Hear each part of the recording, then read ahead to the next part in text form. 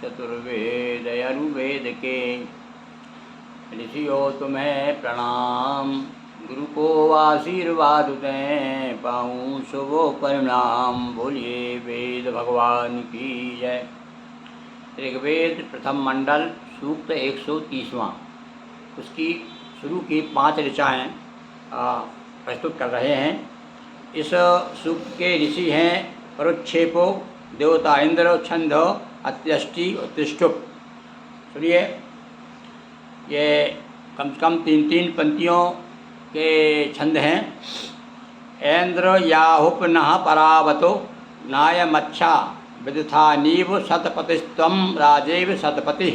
हवामहे त्वा वयं प्रसवन्ता सुते सचा, पुत्रासो न पितरं वाजसातये मनहिष्ठम वाजसातये।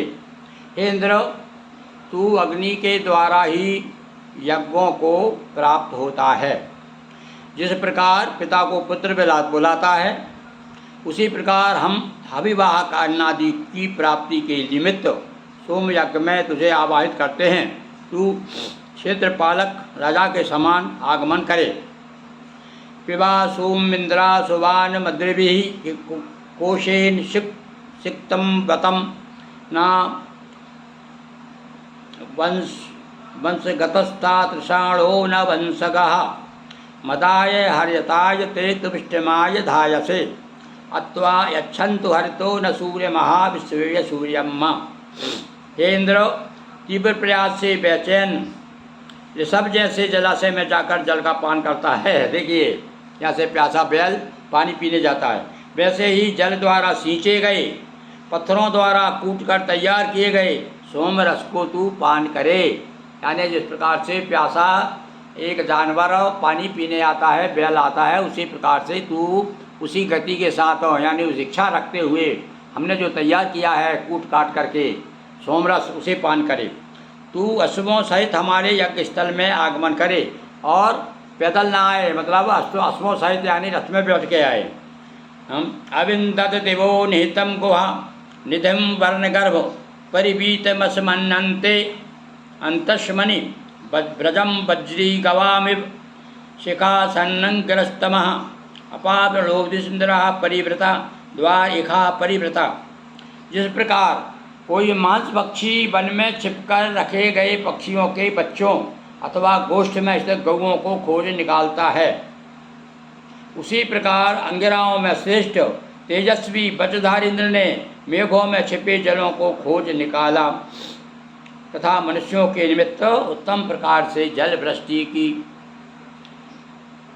दाद्रहाणो वज्रमिंद्रो गभस्तो छद्यवे तिग ममसनायसम स्वदेहि हत्याय संशयत संव्यान ओजसा सबो भिरिंद्र मजमना तस्टेव वृक्षम वनिनो ही वक्षसी परस्वेव ही वक्षसी।